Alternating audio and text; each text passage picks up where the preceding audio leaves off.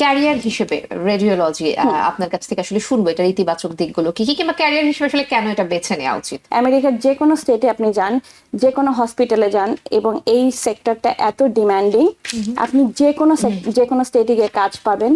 এবং বিভিন্ন হসপিটাল এত শর্ট স্টাফ, তারা আপনাকে লুফে নিবে। রেডিওলজি একটা যদি আমরা দরজা মনে করি, এই দরজার পেরোলে অনেকগুলো দরজা ওপেন হয়। আচ্ছা, যেমন ক্যাট স্ক্যান ওপেন হয়, এমআরআই ওপেন হয়, নিউক্লিয়ার মেডিসিন ওপেন হয়, ইন্টারভেনশনাল রেডিওলজি ওপেন হয়, এবং এই রেডিওলজির আন্ডারেই কিন্তু আল্ট্রাসাউন্ড। হোল নিউ ইয়র্কে 3টা কলেজ এই প্রোগ্রামটা অফার করে, হোল নিউ ইয়র্ক স্টেটের মধ্যে। আচ্ছা, এবং মেট্রোপলিটন এরিয়া 5 বুড়োতে অনলি ব্রঞ্জ কমিউনিটি কলেজ সলো টেক ইনস্টিটিউশন, যেটা নিউক্লিয়ার মেডিসিন টেকনোলজি প্রোগ্রামটা অফার করে। রেডিওলজি টেকনোলজিটা সম্পর্কে একটু জানবো। রেডিওলজিটা কি, এটি কিভাবে কাজ করে?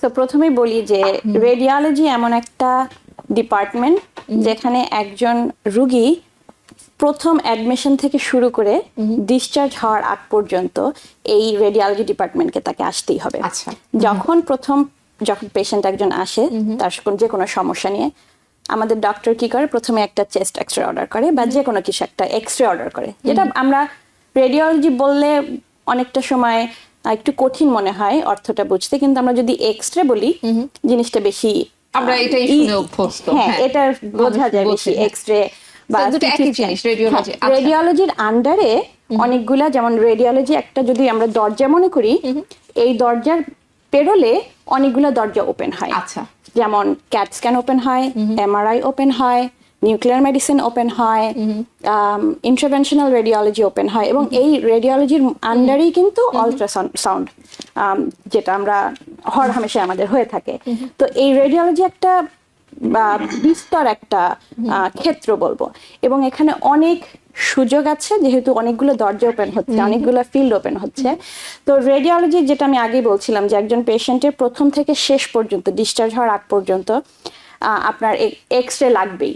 প্রথম একটা চেস্ট এক্সরে থেকে শুরু হয়ে পেশেন্টের যদি সার্জারির দরকার হয়, সেখানে তো মাস্ট, যে কোনো ধরনের আপনার সার্জারি হতে পারে, স্পাইন সার্জারি হতে পারে, যে কোনো সার্জারি এক্সরে ছাড়া সেটা ডিটেক্ট করা সম্ভব না। সার্জারি যেমন স্পাইন, যে হাড় রিলেটেড যত যা কিছু আছে, যেহেতু হাড় রেডিয়েশন ছাড়া দেখা সম্ভব না, সেই ক্ষেত্রে প্রথম থেকে শেষ পর্যন্ত আমরা যে ডিপার্টমেন্টে দরকার এবং যা এক্সরের মাধ্যমে হচ্ছে, আমাদের ডিপার্টমেন্ট সেটা করে থাকছে। আচ্ছা, ক্যারিয়ার হিসেবে রেডিওলজি আপনার কাছ থেকে আসলে শুনবো এটার ইতিবাচক দিকগুলো কি কি, কিংবা ক্যারিয়ার হিসেবে আসলে কেন এটা বেছে নেওয়া উচিত?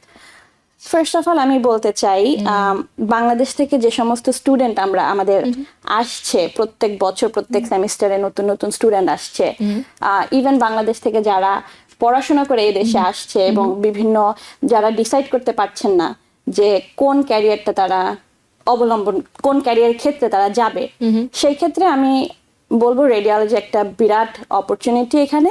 কারণ এখানে পড়াশোনার খুব বেশি একটা সময় আপনার দরকার হচ্ছে না। আপনি ইজিলি 2 বছর অথবা 4 বছর ইনভেস্ট করতে পারেন লাইফের, এবং খুবই কম্পিটিটিভ এই ফিল্ডটা। যেমন আপনি শুধুমাত্র আপনার একটা লাইসেন্স থাকলেই আপনার চাকরি নিয়ে কোনো চিন্তা করতে হবে না।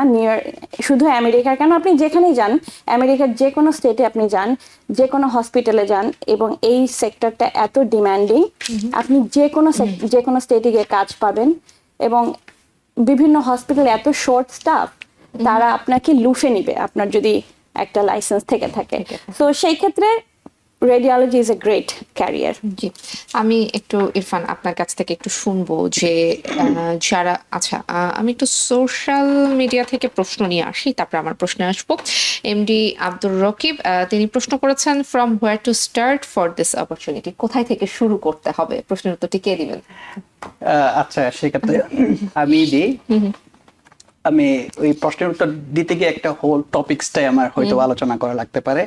কোন কোন কলেজ, এটা হলো কলেজ প্রোগ্রাম, আমি এটাতে আসতাম যে আসলে কিভাবে কোথায় পড়ার সুযোগ আছে। কলেজ প্রোগ্রাম হাই স্কুল করার পরে, এই দেশে হাই স্কুল, বাংলাদেশ ইন্টারমিডিয়েট বলি আমরা, এসএসসি, এটা করার পরে একটা কলেজ প্রোগ্রাম, একটা অ্যাসোসিয়েট প্রোগ্রাম করা যায়, অথবা একটা ব্যাচেলর প্রোগ্রাম করা যায়। আমি একটু সুন্দর করে বলতে চাচ্ছি, বা যাতে দর্শকরা বুঝতে পারে জিনিসটা। পুরো হোল নিউ ইয়র্কে 3টা কলেজ এই প্রোগ্রামটা অফার করে হোল নিউ ইয়র্ক স্টেটের মধ্যে। আচ্ছা। এবং মেট্রোপলিটন এরিয়া 5 বুড়োতে অনলি ব্রঞ্জ কমিউনিটি কলেজ সলো টেক ইনস্টিটিউশন যেটা নিউক্লিয়ার মেডিসিন টেকনোলজি প্রোগ্রামটা অফার করে। আচ্ছা। আর এটা অ্যাসোসিয়েট প্রোগ্রাম, এটা করতে আপনার 2 থেকে 3 বছর লাগতে পারে। আচ্ছা।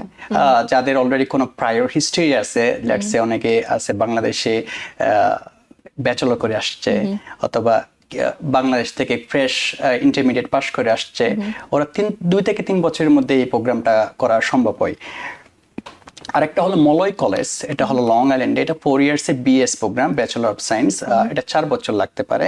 আরেকটা কলেজ আছে যেটা হলো আপনার Buffalo university, all the way বাফেলোতে। অনলি এই 3টা কলেজে এই প্রোগ্রামটা অফার করে, একটা 2টা ব্যাচেলর প্রোগ্রাম আর যেটা Bronx community college associate program. But good thing হলো ব্রঞ্জ কমিউনিটি কলেজ অথবা ব্রঞ্জ কমিউনিটি কলেজে করার জন্য এটা সবচেয়ে সুবিধাজনক। আমি একটা জিনিস বলতে চাই, সময় কম এবং অল্প টাকা। আচ্ছা, খুব অল্প টিউশন ফিতেই কস্টিংটা সম্পর্কে একটা ধারণা দিবেন ইন্টারন্যাশনাল স্টুডেন্টদের জন্য বিশেষ করে। ব্রঞ্জ কমিউনিটি কলেজ অলওয়েজ চিপার দেন অন্য ইয়াগুলো হসপিটাল ইনস্টিটিউশন গুলো থেকে। আপনার পার সেমিস্টার যদি এদেশে স্টুডেন্ট হয় সেক্ষেত্রে হয়তো বা $2,000 থেকে $3,000। না, আমি জানতে চাচ্ছিলাম পুরো কোর্সটা করতে অ্যাপ্রক্সিমেটলি একজন স্টুডেন্টদের কেমন খরচ হতে পারে। এটা একটা বিশাল আলোচনা আছে। এটা বিশাল আলোচনা বলতে কি, এখানে কিন্তু আপনার অনেক সময় দেখা যায় পেপসা ফাইন্যান্সিয়াল এড অফার করে। যাদের পেপসা অফার করে তাদের আসলে কিছুই আউট অফ পকেট পে করতে হয় না। যদি আপনি কমিউনিটি কলেজে যান, সম্পূর্ণ টাকা পেপসা থেকে আপনাকে পেড অফ করে দেয় যদি আপনার ওই রকম ফাইন্যান্সিয়াল স্টেবিলিটি না থাকে। আচ্ছা। আর আরেকটা হলো যদি আপনি ব্যাচেলর করতে চান সেক্ষেত্রে একটু টিউশন ফিটা হাই হইতে পারে, একটু হাই হইতে পারে, এটা একটু করতে হবে। মানে পড়াশোনা শেষ করার পরে কাজের যে অপরচুনিটি সেই সম্পর্কে একটু বিস্তারিত বলবেন কিনা, যে পড়াশোনা শেষ করার সাথে সাথে আসলে কতদিনের মধ্যে কাজ পাওয়া যায়, কিংবা সিপিটি ওপিটি সেশনের বিষয় আছে কিনা, কিংবা অন্যান্য বিষয়গুলো।